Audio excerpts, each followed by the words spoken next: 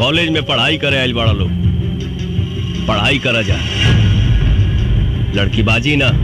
अबे साले, लड़की देखी नहीं कि आगे हीरो बननी। अभी आईपीएस का एग्जाम दिया है, एसपी बना नहीं। पहले हम तो भोग लगा लें, तेरा भी नंबर आएगा। हाँ, चल लाइन में आ जा।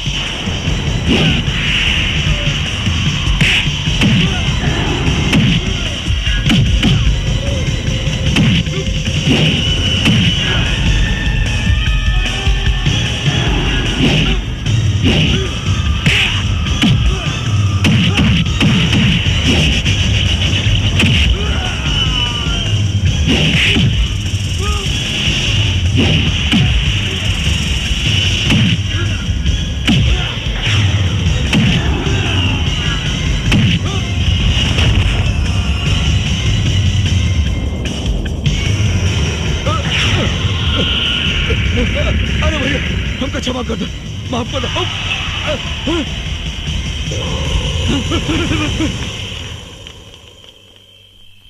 चित्रा जी, हमार ट्रेनिंग तो पूरा हो गई। अब तू अपन पढ़ाई पूरा करके वकील बन जा। हमरा तोहरा से शादी करे के बा। शादी कैला से पहले बाबूजी से बात करे के पड़ी। अच्छा जी, ठीक बा, बस तोहर पढ़ाई पूरा हो जाए और हम कुछ दिन चार्ज लेके अपन ड्यूटी संभाल ली। ओकरा बाद तो हम तोहरा बाबूजी या माई से हाथ मांगे जरूर आई। मन तो करता कि हमहू रउआ साथे चली, लेकिन का करी, समाज के इतना बंधन बा।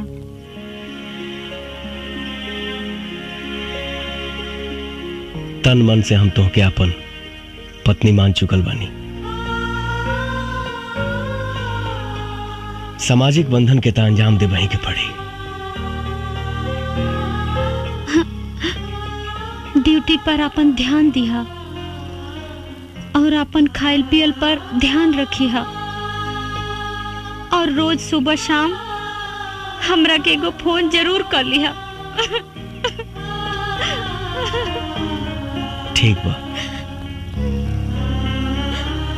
I love you. I love you too. मेरे पवन को दर दर भटकने पे मजबूर करने वाले लोगों को तड़पा तड़पा के मारूंगी। उसके अधूरे सपने को मैं पूरा करूंगी। एगो बात बतावा रामायण जी। लखिया के कोनो तस्वीर बा का? ना मैडम, आज ले लखिया की कोई सूरत नहीं के देखलस।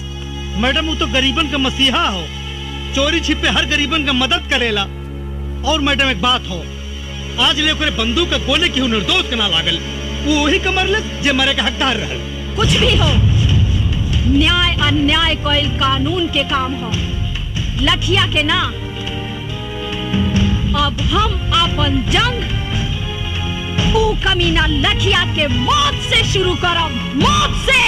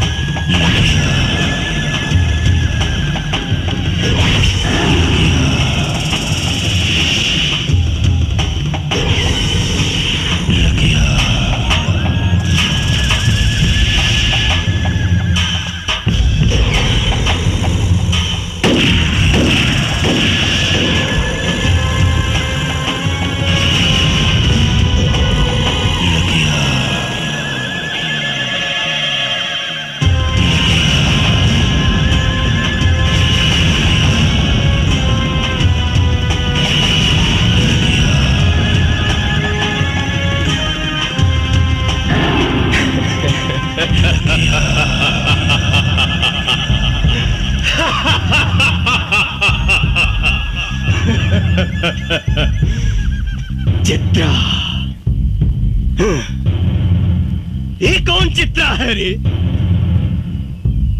एक चित्रा वो थी जो मेरी जान थी, और ये दूसरी चित्रा कौन है जो मेरी जान की दुश्मन बनी हुई है?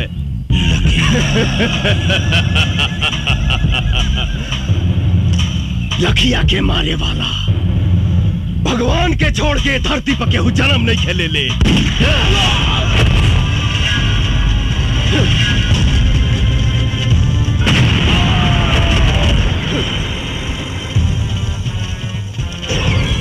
पुलिस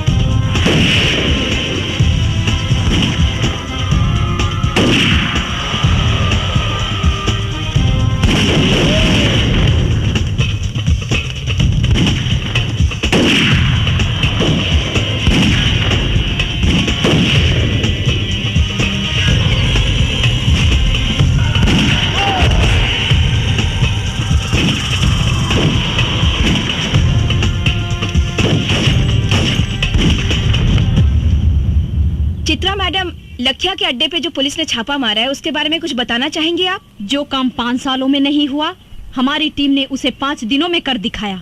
लखिया का अड्डा खत्म हो चुका है, वो बहुत ही कमजोर पड़ चुका है। बहुत जल्द ही वो पकड़ा भी जाएगा।